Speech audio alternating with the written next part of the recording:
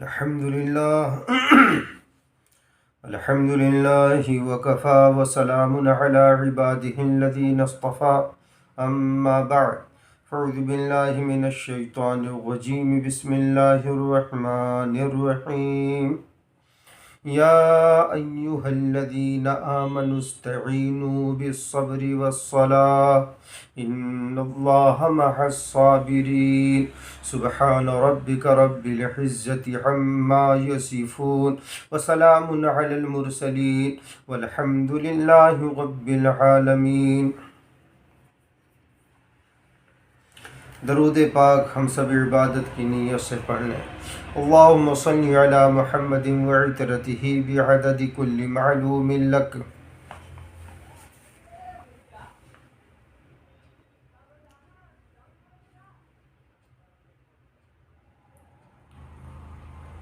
ابھی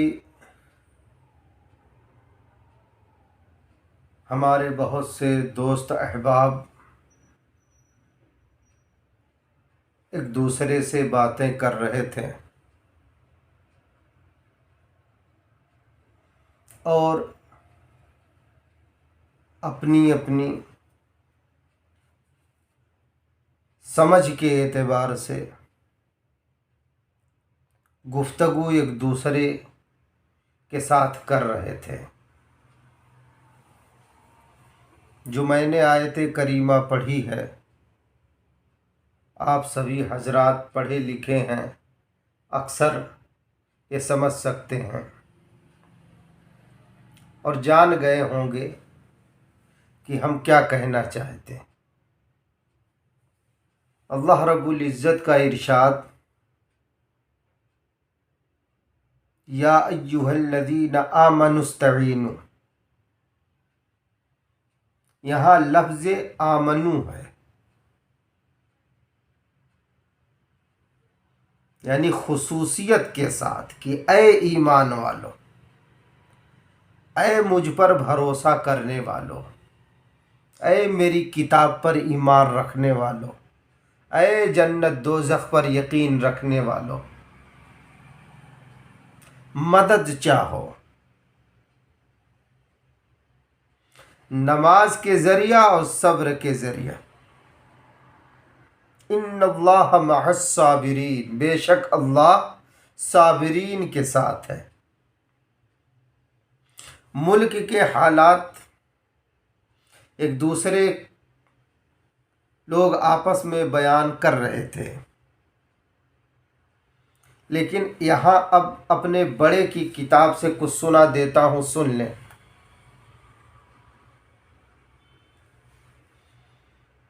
شریعت کو ہم آپ اپنی عقل پر نہ پرکھیں،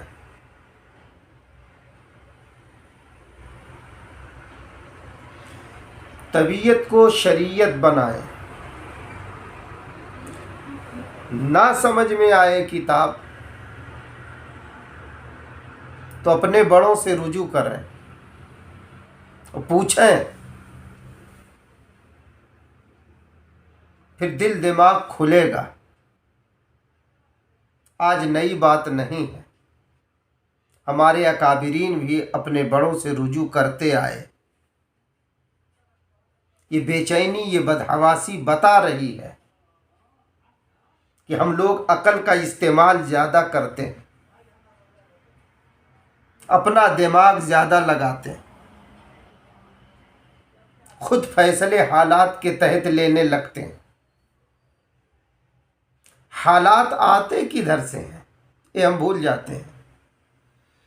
اللہ رب العزت کی طرف سے حالات آتے ہیں۔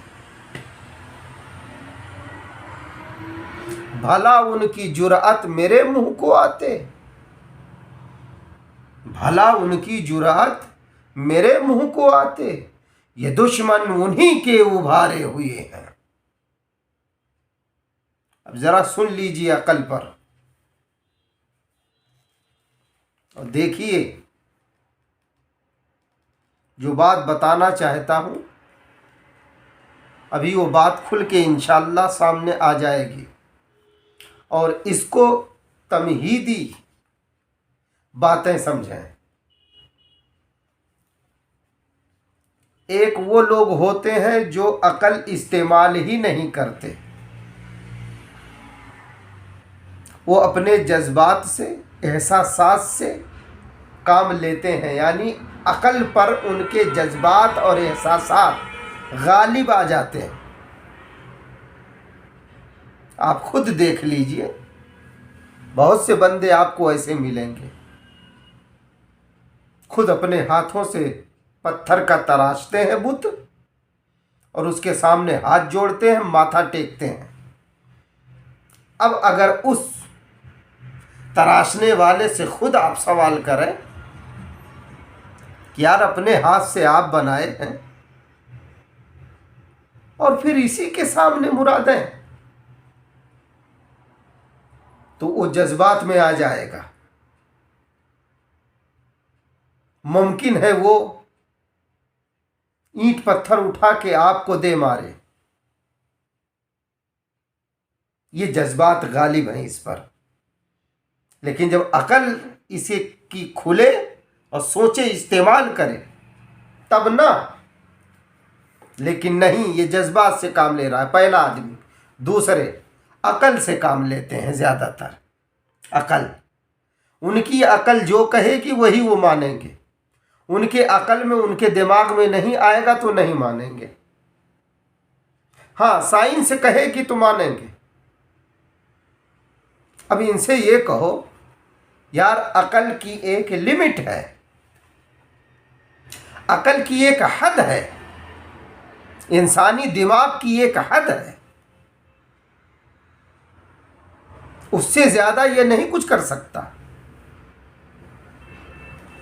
تو یہ کہے گا نہیں، ہماری سمجھ میں آئے گا تو ہم مانیں گے، نہیں سمجھ میں آئے گا تو نہیں مانیں گے۔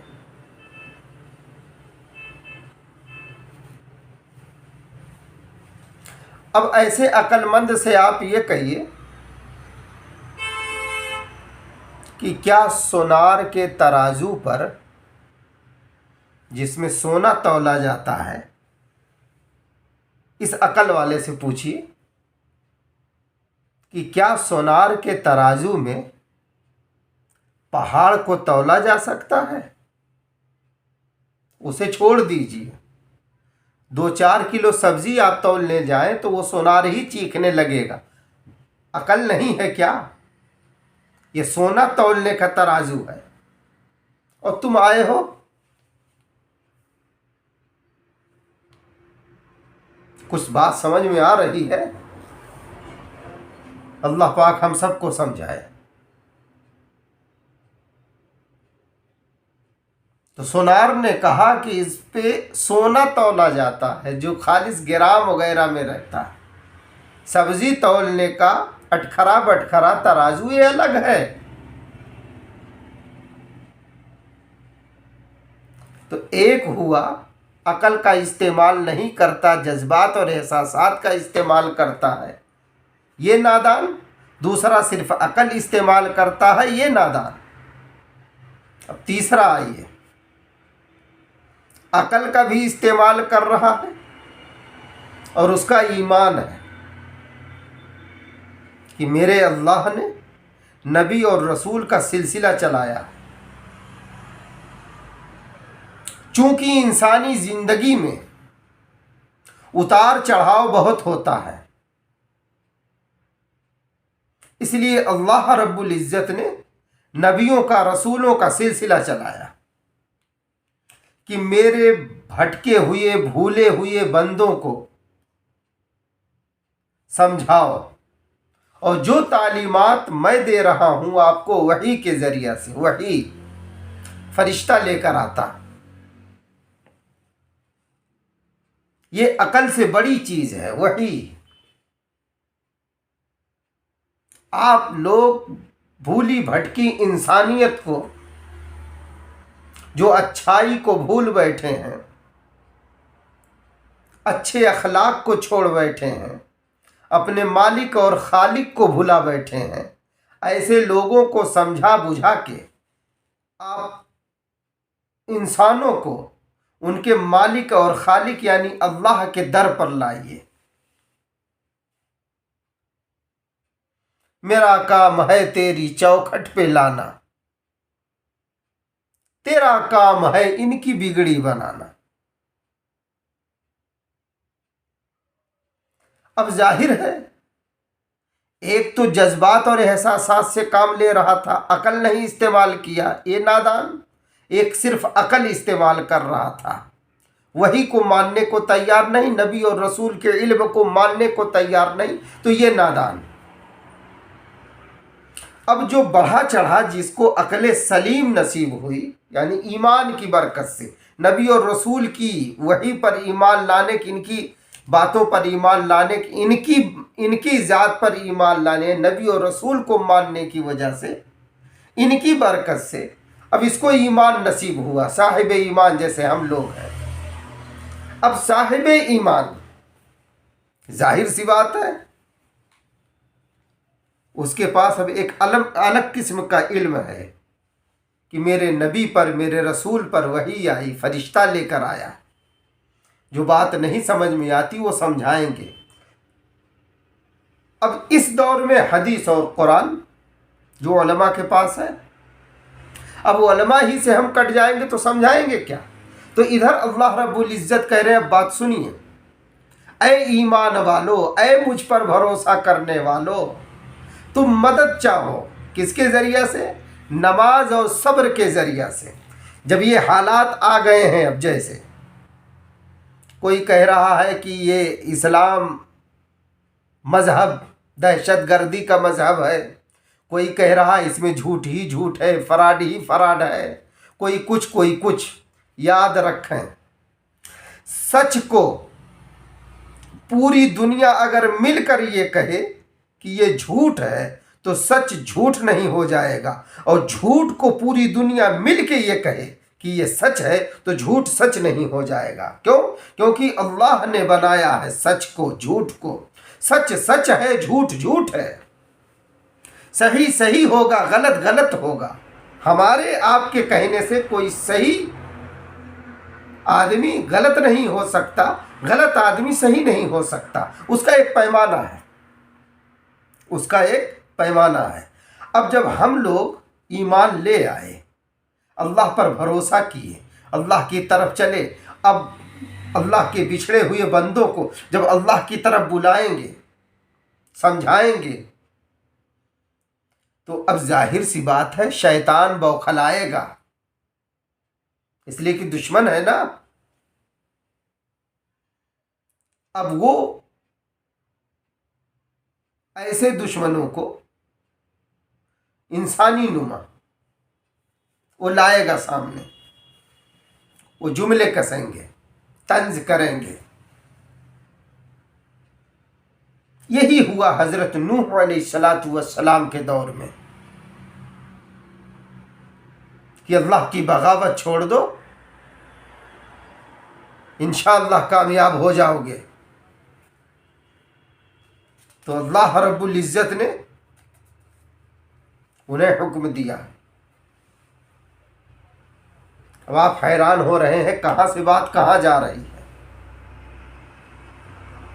تو کچھ لوگ یہ شبہ کریں گے کیا عقل کا استعمال نہ کریں؟ ارے بغیر عقل کے آپ ایمان لائیں گے؟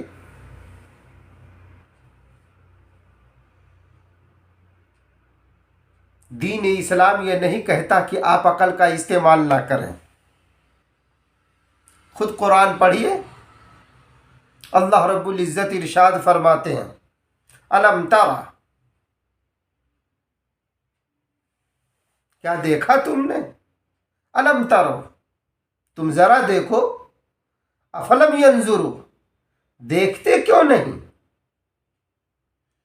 تو اسلام آنکھیں بند کرنے کا حکم نہیں دیتا، آنکھیں کھولنے کا حکم دیتا ہے۔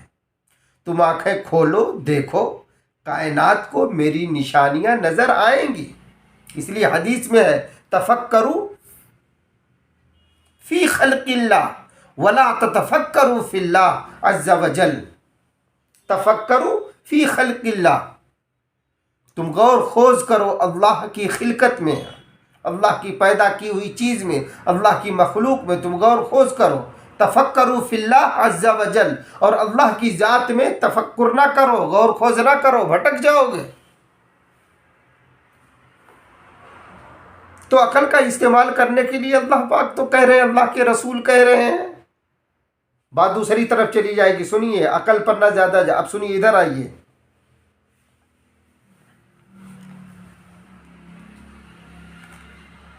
وَاصْنَعِ الْفُلْكَ بِأَعْيُنِنَا وَاصْنَعِ الْفُلْكَ بِأَعْيُنِنَا وَوَحْيِنَا، سورہ نوح، سورہ ہود۔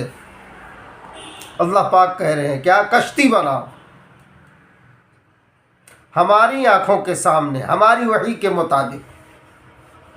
اللہ پاک کہہ رہے ہیں حضرت نوح علیہ السلام سے، وَاصْنَعِ الْفُلْكَ بِأَعْيُنِنَا وَوَحْيِنَا، ہم جیسے جیسے آپ کو اپنے فرشتے کے ذریعہ سے، وحی کے ذریعہ سے جیسے جیسے ہم کہیں، اسی ڈیزائن کے مطابق آپ جو ہے اسی شکل میں کشتی بنائیں۔ کیوں؟ کیونکہ ہم عذاب اپنا بھیجنے والے ہیں، اپنے غداروں کو اب ان کا انجام چکھائیں گے۔ بات لمبی ہو جائے گی، تو حضرت نوح علیہ السلام نے کشتی بنائی، سورہ نوح پڑھ لیجئے۔ ہنس رہے تھے سب کہ بتائیے، نہ پانی ہے نہ کچھ، یہ کشتی اتنی بڑی چلائیں گے کہاں؟ عقل یہ کہہ رہی تھی، عقل۔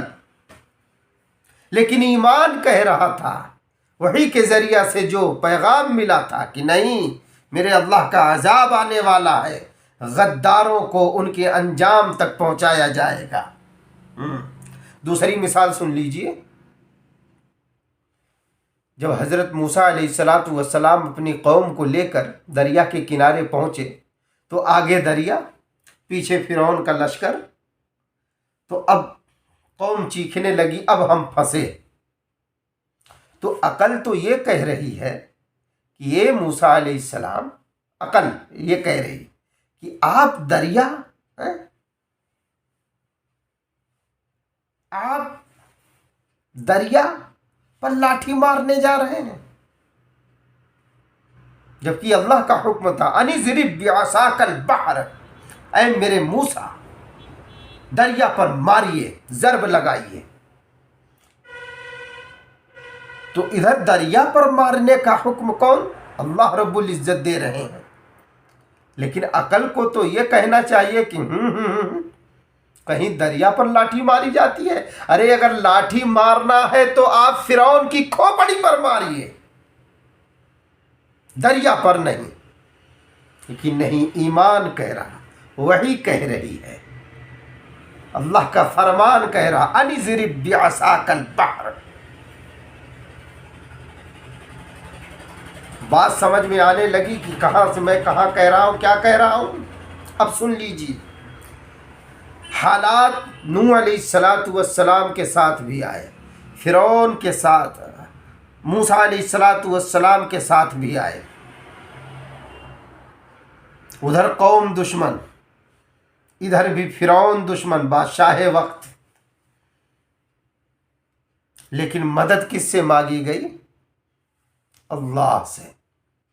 اور اللہ رب العزت یہ کہہ رہے ہیں کہ مدد چاہو، مدد مانگو، اے ایمان والو، خصوصیت سے اے مجھ پر بھروسہ رکھنے والو، مدد مانگو، مدد چاہو۔ کیسے؟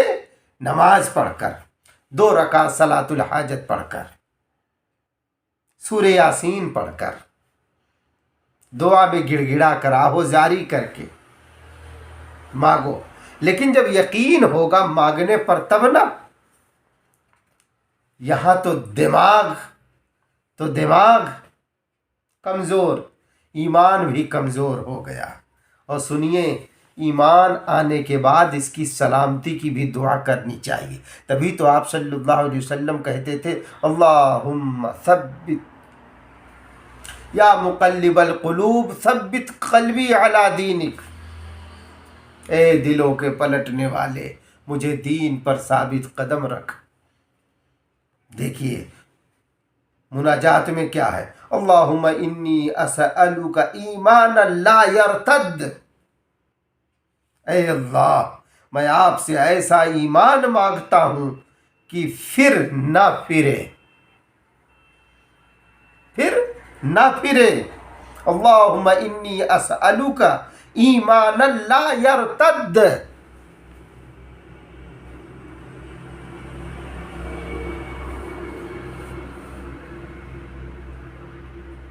اب آپ بتائیے،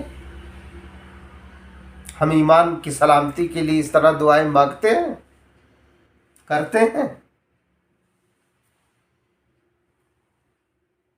اپنی فکر، پھر دوست احباب کی فکر، امت کا درد، امت کا غم، پھر راتوں کو اٹھ کے اللہ کے سامنے رونا دھونا۔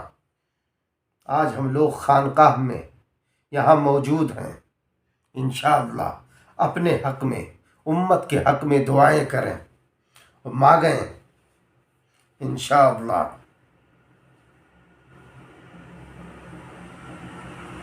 اللہ پاک ہماری آپ کی فریاد سنیں گے۔